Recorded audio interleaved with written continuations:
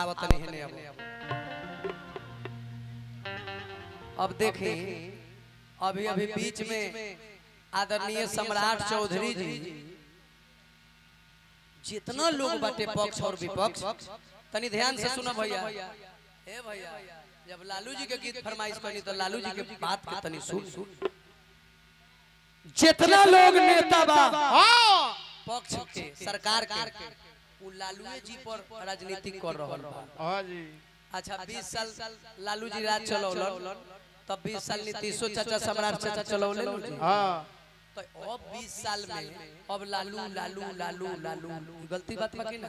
अरे भाई एक दिन खातिर साउंड बजावत नहीं है जे 20 दिन बजौले बा ओकरो गलती कहे के चाहिए। हां तो देखिए बीजेपी का मतलब फुल फॉर्म ये है कि आरजेडी में मोदी जी कहले सम्राट चाचा कहले कि सब कोई चोर नेता बा आ ईमानदार नेता जितना लोग बा लोग बीजेपी में बा। हां नौवा फेल देश ना चलाई राज ना चलाई सातवा फेल देखते बारी राज चलावत बारी। कतनो चोरी रौड़ा कर ले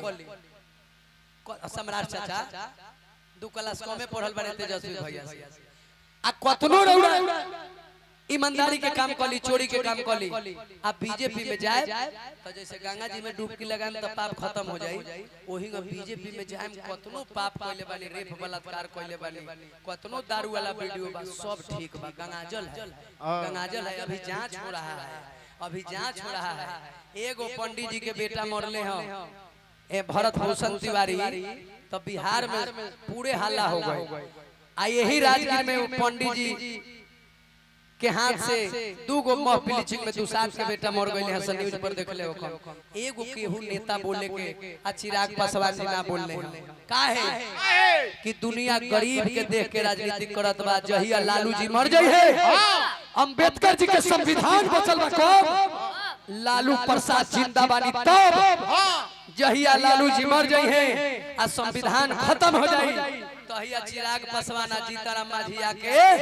चिल्लात रही लोग इहे आरजेडी में एक दिन आवे के पड़ी तब गरीब के चिराग के इज्जत बची ना तो ना बची। दलित खातिर ना पूरे इंटरनेशनल नेता लालू जी बारे अभी लालू जी के तनी तनी वोट खातिर हरवावल गइल है के हरवैला सर हम कहतनी के नरेंद्र मोदी जी लालू जी के नइखन हरवैले ना 3 आदमी लालू जी के हरवैले बा के आरजेडी के गायक। हां नंबर 1 में हई कौन गीत जी इ त गले वाला ताल ही अरे अरे जेडिया के माल ही अरे थाना बाटे हमारा जमीन में तोहरा के टांग ले हम दिन में कोनो बोलता औरे अहिरे के चलल है अहिरे के चलतई रे। अब जितना ही गीत भई अब वो लोग इकट्ठा होत गए कि बाप रे अभी तो सरकार न खई आए तो थाना बाटे हमरे जमीन में बंदूक से खूंटा ठोकत हो। ये आरजेडी के गायक लोग का दिन है कि हमारे लालू चाचा को 20% वोट कम हुआ। दूसरा है जीविका दीदी सो के बहाली ए दीदी हरौड़ा के में दे तीर में दे काहे दीदी 10,000 रुपया मिलल बा काहे दीदी एकरा पहले वोटवा देले रहलू तो कई हजार मिल रहे अब कि 10,000 पर वोट दे देलू आ पढ़े साल 20,000 रुपया मिली तो अपन चोली दे दी हलू। बेटी के बियाह आप वोट सोच समझ के देवे के चाहिए बेटी के बियाह करे के चाहिए। एक वोट अगर आप दीजिएगा तो देश का भविष्य बन सकता है और बिगड़ सकता है। अब बेटी के बियाह शराबी के घर में चोर के घर में डकैत के घर में लंगा के घर में कभी मत कीजिए गरीब के घर में कर दीजिए। लालू यादव खटिया पर बैठे के अधिकार दिवैलन बाबा साहेब के घर घर तक बात पहुंचैलन एकरा बाद में के हरवैलन ई भी है कतनो मारो तनी सो रात भर दिन भर मराता वोट 5-5 बजे ले वोट दिया था। अब वोट कहाँ बा जहाँ 2,000-4,000 से जीते के रलक हो तहाँ हरवा दिया जहाँ जहाँ बेसी वोट रलक हो तहाँ जीतवा दिया जन्नी आई है होई सिस्टम से मोदी जी लड़ता रे कारण कि सब जगह ईवीएम बनल बा वो कोनो राम जी बना के भेजले बारो आदमी एनु सॉफ्टवेयर कसता लौकी लंटेन में लेकिन जाई कमल में। इसलिए जिस दिन ईवीएम हटेगा उसी दिन तेजस्वी भैया को सरकार आएगा, नहीं तो नहीं आएगा। रीट बढ़ावा उनका के हरवावल गइल बा कि तेजस्वी हारल नहीं खन हो। काल हुए गौनी लालू चाचा के पार्टी के जहिया स्थापना दिवस रहे छापारा कि तेजस्वी हारल नहीं खन हो। अरे हरवावल गइल बा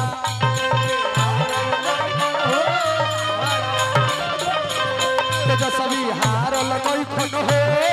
हरवावल गइल बा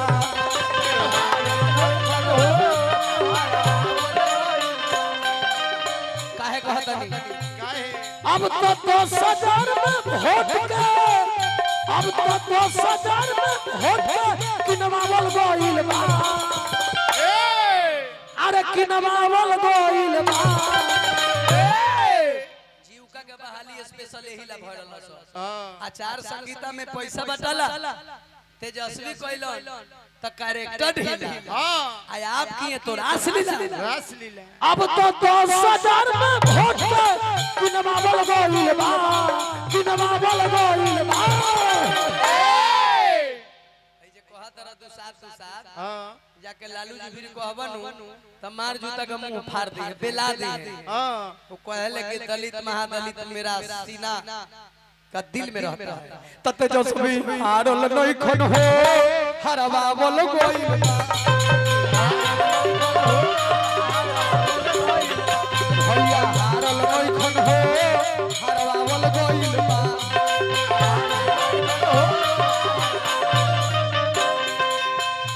मशीन का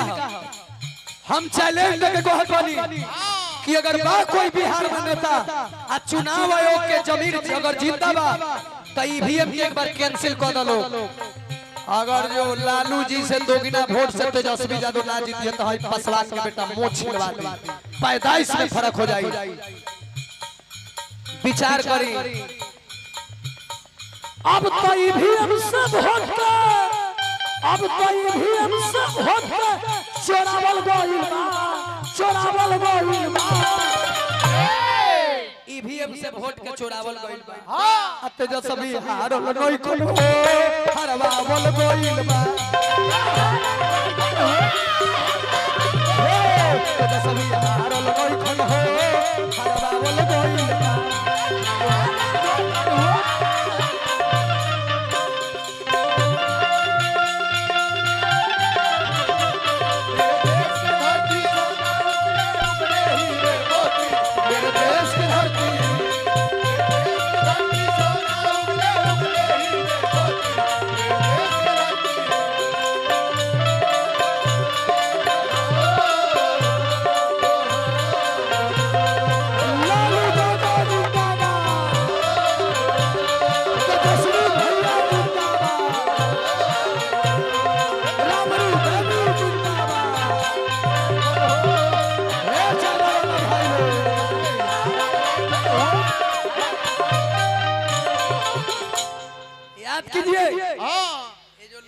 बोला है एक अकेला पासवान का बेटा मटिहान में लड़ते रह गया। कौन समय देख ले लोग मोबाइल पर जो निघड़िया रोहिणी आचार्य दीदी के चुनाव रहे अकेला चंद्रशेखर सिंह मुखिया से फरियावेला अकेला लंटेनिया 1200 वोट से बूथ जीते के काम करी लेकिन बूथ के छापे ना देना।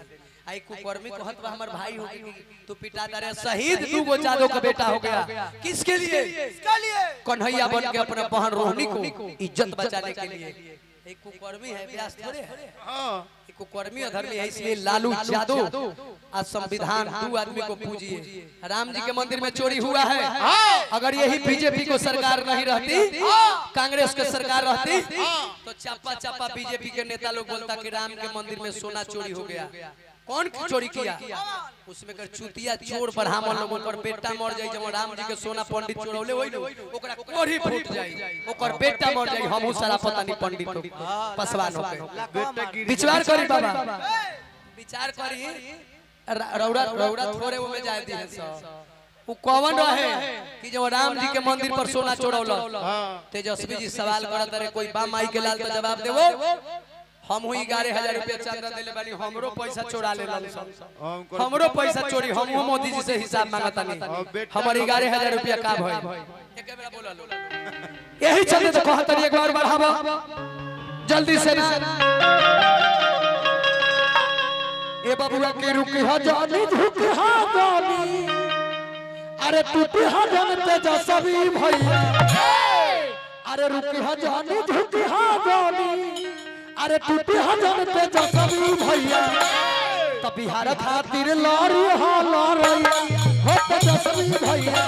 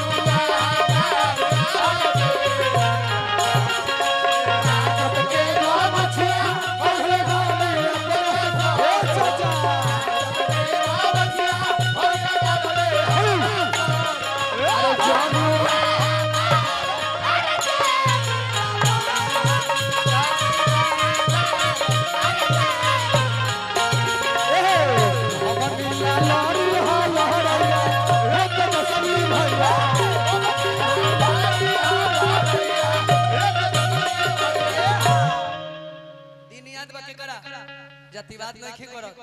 है तनी धरा त मैं कबा ना तनी ध्यान सही बात बोला तनी अच्छा है झूठ बात न खइनु जहिया मालिक के दुआर में है चप्पल पहन के गरीब लोग जात रहे त हाथ में ले लेवे पगड़ी पहनले रहे लोग त खोल लेवे गलती कहत बानी उ आजादी के दिलैलो पंडित जी अभी हमरा लालू जी के बगले में तिवारी बाबा उनकर पियो बारे हां एगो ब्राह्मण के 20,000 30,000 के महीना पर रखले बारे और औरो लोग सपोर्ट करी देखबे कोनी हम मोदी चाचा के सरकार में भरत भूषण तिवारी के का दशा भइल अब जितना लोग लालू जी के गाड़ी देवत रहलखनु अब लोग धीरे धीरे आवत बाकी नीरे बाप ललुए वाला दहिया ठीक हौ मोदी जी वाला दहिया त बिना जोड़ने के जम जात है चिंता नहीं करे के याद करी अरे खटिया पर बैठे के लालू चाचा सिखवले हो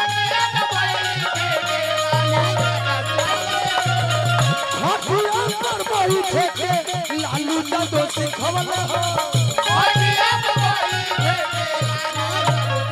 ए भैया उच्च नीच के भेद भाव लालू जी हटवले हो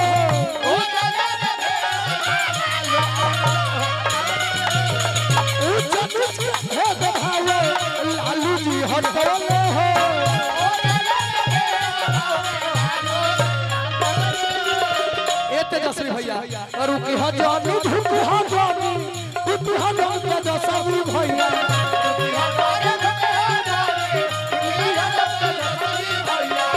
रुकी हा जानी झुकी हा जानी टूटी हा जानी तेजस्वी भैया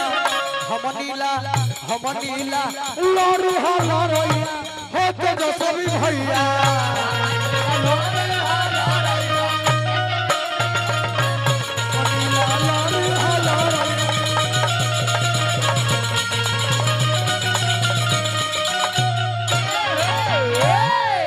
अरुणा वाला